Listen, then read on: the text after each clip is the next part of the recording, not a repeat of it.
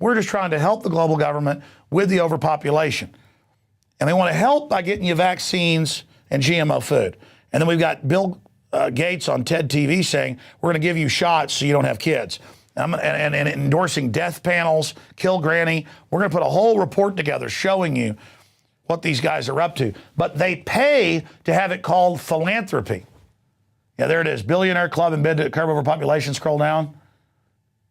And Times UK. Yeah, they've got, scroll down to the end of the article. And they've got the whole thing basically posted there. All right, you can go find that for yourself. I'm kind of digressing. I get obsessed with information, obviously. Let's look at some of the other medical news. New Jersey Assembly panel passes bill to add fluoride to public drinking water. This is after cities began to pass laws against lobbyists coming in and getting them to pay millions of dollars for toxic waste that's left over, not just fluoride, but hundreds of chemicals and heavy metals to be added to the water. So we've got that report. Florida, of course, last year passed a law to force everyone to fluoridate. And now they're talking about making people that have wells not be able to use the well water anymore because you've got to have the fluoride. It's you know, the government cares about you. These are really wonderful people for your teeth. Just like we have clips coming up with Darren McBreen after Man on the Street where they say cigarettes, the doctor says, are good for you. And don't disagree with them. You know, big special industry to come in and tell you the doctor says Prozac, Ritalin, fluoride, cigarettes with hundreds of additives, fluoride, it's good for you. They love you. Don't be a conspiracy theorist. Don't question.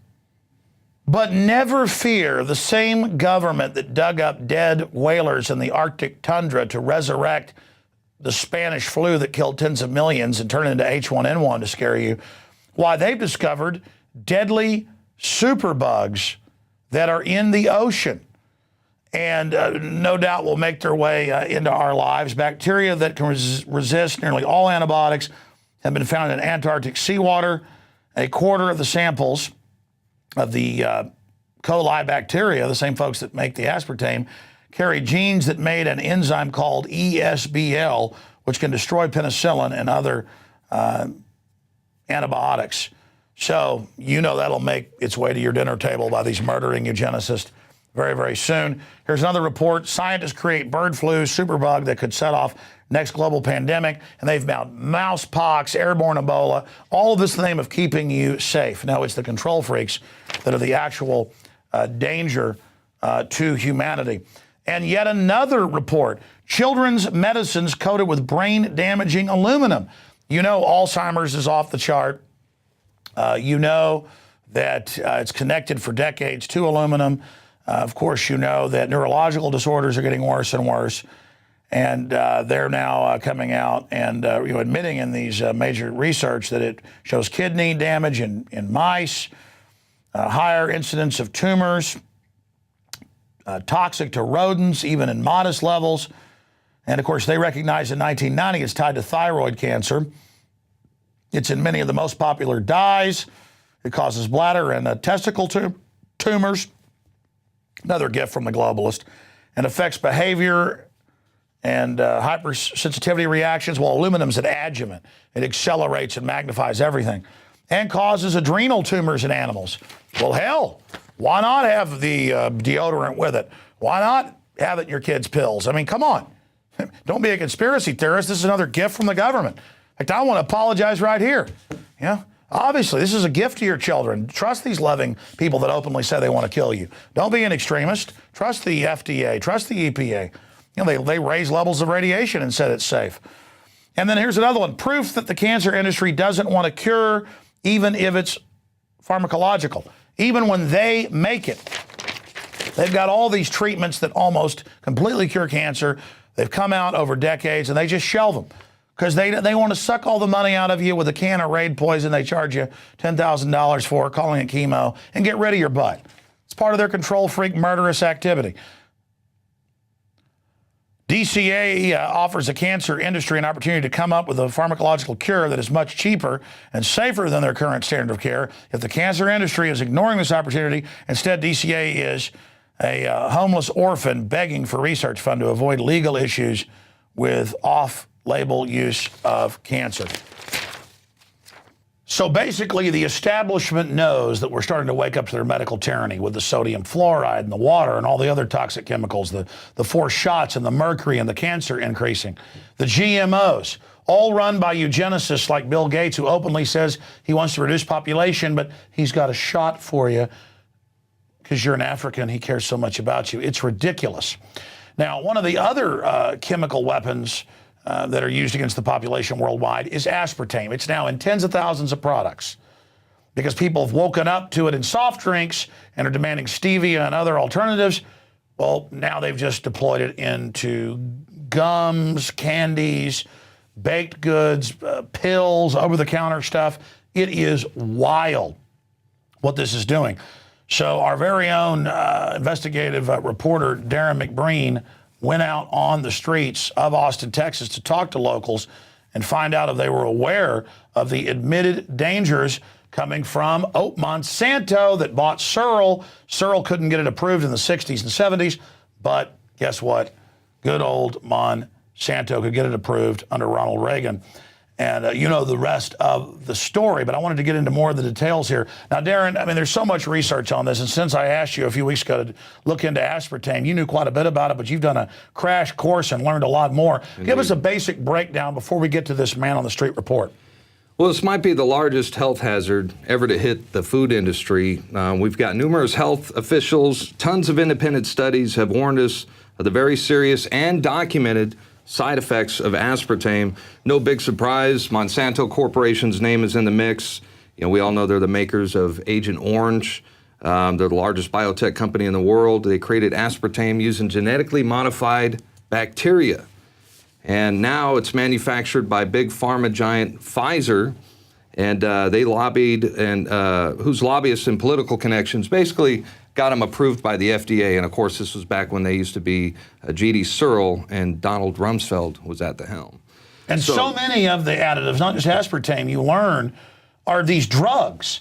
And it's drug companies making them, and they feed a certain type of toxic waste. The Army developed this in like 65, to E. coli. The first genetically engineered bacteria they changed was E. coli, and it craps out. I hate to get detailed, but it is. You're eating a mutated bacteria's crap.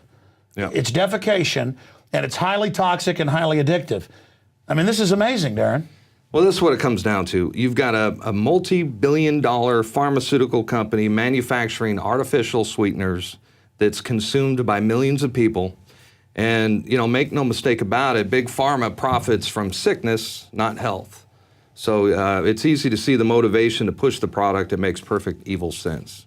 Well, I've seen this piece you put together. I played part of it on the radio, but we've got an addendum we're going to premiere here tonight. But and now I've seen this, and I noticed most of the folks in the man on the street, and again, you put everybody you talk to in there, they know aspartame's bad. They've heard about it. They even know about the rat studies. But they still trust their government and the EPA and the FDA. Sadly, if it's got the FDA stamp of approval on there, they'll still consume it. You know, they might not, take it every single day. They might be a little apprehensive about it, but that FDA stamp of approval means a lot. Well, the EPA has come out, the sister agency of the FDA, as you know, since Fukushima and the radioactive levels went up, and they've raised some isotopes 100,000 times what they were previously saying was safe. And all over the world, they announced last week a unified upping of what they say is safe radiation. And in Illinois yesterday, a reactor had to put off a bunch of radioactive steam. They just said, no matter. We've raised the levels of what's safe. It's now good for you. Just like they wouldn't let the troops use DU up until 1990, 91. And now they let them use it, and it's killing them. That's right. That's what they do. And sadly, you know, we're still at the point where, like I said, people see the FDA stamp of approval, they think it's safe, and sadly as well is a lot of children. You know, aspartame is in most of the kid beverages. Pedialyte for babies? Yes. How loving. Flintstone vitamins, you know. So it's a multivitamin vitamin for children, and kids are taking it every single day. Well, we wonder why the United States has the highest rate of cancer, obesity, diabetes. I mean, I go to restaurants and places, and I got to be honest. I mean, you know, I hate to say this, but it's very sad. The children look like they've been fed toxic waste. I mean, well-to-do families, you name it. These don't look like kids when I was growing up. And I keep my children away from almost all this stuff, and it is just god-awful to see what zombies they've turned them into. Yeah. But they're going to be slaves to the medical tyranny now. I've been interrupting. Any other points that you found in your investigation before we go to this piece? Well, another thing I was thinking about, you know, the FDA has studies, obviously, that dismiss the dangers of aspartame, but it's ironic because they also have studies that contradict their own studies. You know, they've got studies that say it's good, and then they've got studies that say it's bad. And of course, they're trying to suppress those, but they have come out. So those studies are available. In fact, Kurt Nimmo did an article, and he lists the number of aspartame side effects. But you notice the studies that are pro are Monsanto's own studies. Take the one in, 78 when they couldn't get it approved.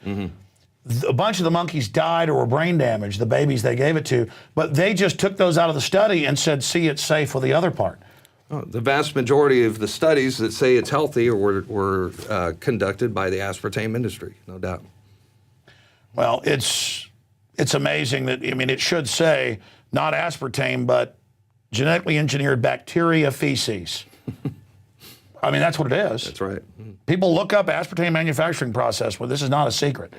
I mean, it's made in a chemical lab. It's made in a biotech weapons lab. That's what the Pentagon was developing when it happened. They said, oh, this is a great neurotoxin. People love this. I mean, how many drugs are actually poisons? It's addictive. It makes you sick. Here's that report by Darren McBreen.